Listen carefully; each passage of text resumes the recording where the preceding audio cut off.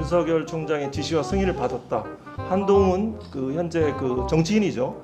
그 대표와의 공모 관계를 살펴봐야 된다라고 했고, 그분 판사님들은 모르실 겁니다. 그 검찰의 특수한 경험칙들은 조직에 있어본 사람 손중성 검사 개인이 했으리라고는 생각한 사람 1도 없습니다. 여기에 있는 검찰 출신 의원들 여야에 계시죠. 저는 오늘 후보자 청문을 보면 검찰은 변하지 않을 것이다, 본질은 변하지 않을 거라는 생각을 합니다. 시대적 과제는 검찰 개혁이지만 또 시대 정치는 직접 민주주의의 강화라고 생각을 합니다. 세 가지 사례만 얘기하겠습니다. 직접 민주주의는 알 권리하고 표현의 자유하고 결정에 시민이 참여하는 겁니다. 세 가지 사례만 얘기하겠습니다. 도이치모터스, 이건 주범입니다.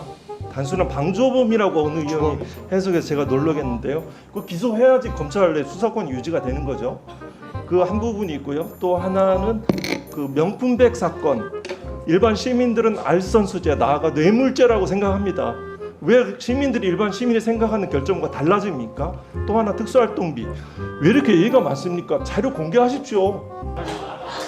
저기 위원장님, 제가 기회가 없어서 네. 한 말씀만 더 드려도 될지 모르겠습니다. 자, 짧게 하세요. 그 오늘 청문회를 좀 준비하면서 검찰의 그 감찰 기능 되게 중요하다는 것을 또 한 번 느끼게 되는데요. 그 대검의 감찰부장으로 계셨나요? 네. 예, 우리 윤석열 전 총장에 대해서 지금 이제 감찰 방해한 혐의로 징계 절차가 있었고 1심 법원에서 그 사실관계가 감찰 방해가 있었던 것으로 확인이 되었는데요.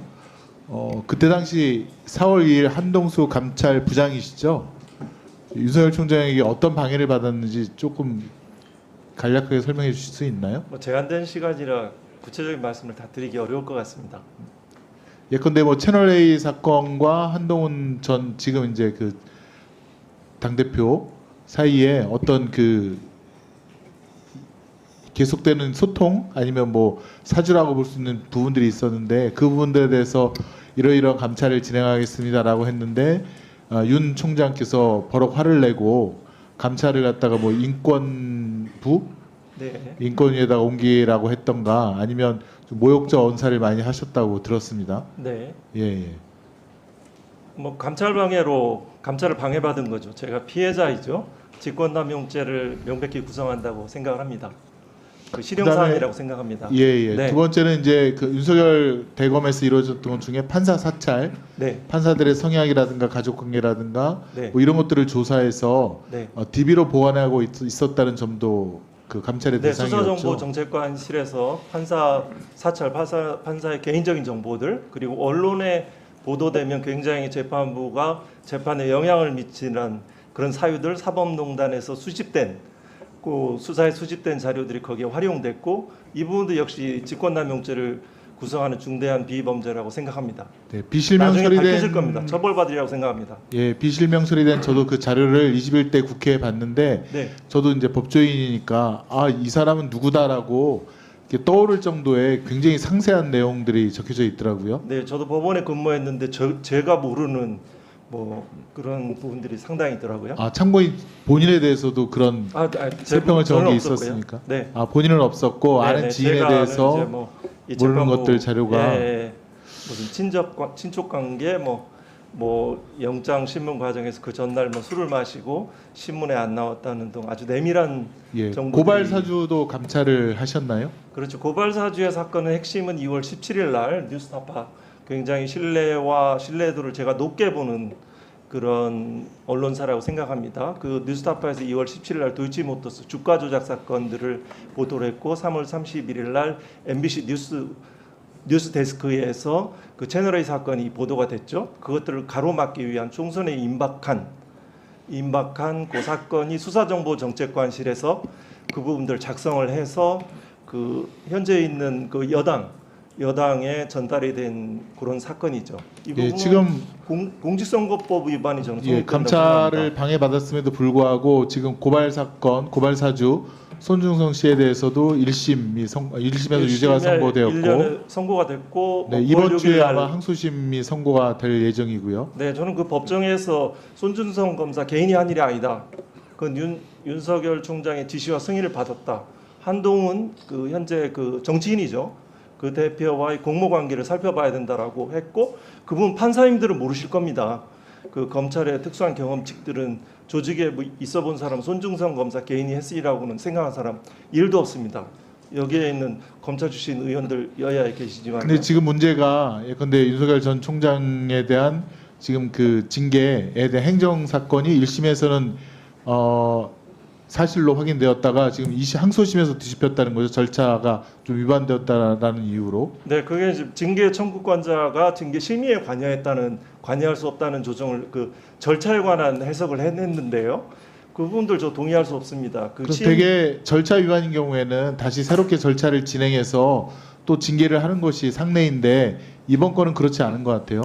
네, 뭐 징계 문제는 그 기본적인 범죄이고 또 그 관련돼서 뭐 그 상고도 안 했고요. 1심과 2심의 결론이 불일치한 사건이고 검사징계법 해석에 관한 문제이고 저도 지금 이제 감찰 방해했듯이 윤석열 대통령이 지금 그 박정훈 대령에 대한 수사도 방해하고 있다. 또 백혜령 경정에 대한 마약 수사도 방해하고 있다는 여러 가지 의혹들이 있는데 이게 자꾸 반복되는 것 같은 느낌을 지울 수가 없는데 검찰의 감찰 강화에 대해서 혹시 뭐 체험하신 분으로서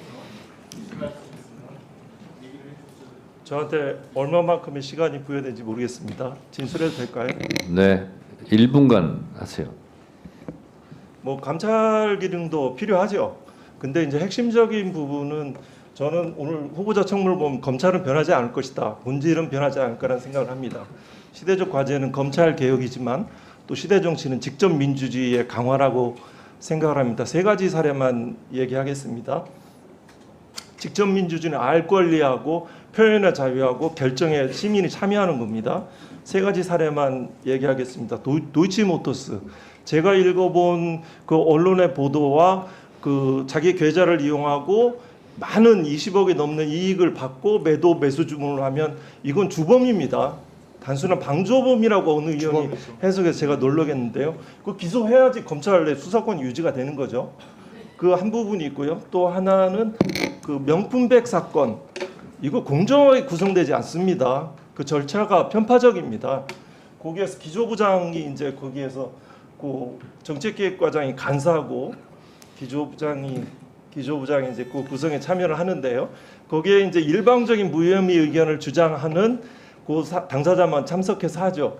이거는 심지어 1분만도 못합니다. 선거인단의 추첨으로 그 위원이 구성돼야 되죠. 그 도이치모터스 저는 일반 시민들은 알선수재 나아가 뇌물죄라고 생각합니다. 왜 시민들이 일반 시민이 생각하는 결정과 달라집니까? 또 하나 특수활동비 왜 이렇게 얘기가 많습니까? 자료 공개하십시오. 거기에 저는 감찰부장의 경험에 비추어서 그게 본래 용도대로 쓰여진 사례가 극히 드물다고 생각합니다. 여기에 그 유상범 간사님, 또 곽규택 위원님, 또 주진우 위원님, 또 이성윤 위원님, 박균택 위원님 다 검찰 출신 국회의원들이죠. 네. 거기에 본래 용도대로 쓰신 분들 없습니다. 자료 네네. 공개하십시오. 네네, 정리해 네, 주시죠. 그러면은 불필요한 논쟁들이 다 없어집니다. 네, 안동수 참고인 수고하셨습니다. 네, 네, 네. 이상하겠습니다. 네, 착석해 주시고요. 자, 저기 위원장님 제가 기회가 없어서 네. 한 말씀만 더 드려도 될지 모르겠습니다. 자, 짧게 하세요. 짧게 하세요. 예. 그 검찰 개혁의 핵심은 기소와 분리입니다. 거기에 대해서 그 독일 같은 경우에도 그 코프 온의 핸드 그러니까 영어로 표현하면 head without hands죠. 그러니까 검찰의 독일의 검찰은 그 수사권을 가지고 있지만 수사 인력이 없습니다. 우리나라는 6천여 명의 검찰 수사관들이 존재하죠. 물적 시설도 존재하죠. 그걸 아까 뭐 수사권에 뭐가 있다라고 이렇게 관념적으로 형식적으로 말씀하시는데 실제 독일 검찰들은 그렇게 않습니다. 수사 인력이 없습니다. 물적 장비가 없습니다. 법과 원칙 아무리 얘기하는데 왜 기록도 공개하면서 사건들 모르고 왜 그런 얘기를 합니까? 국민 앞에 그렇게 오만하고 정직하지 못한 행위를 전 이 순간에도 듣고 있습니다.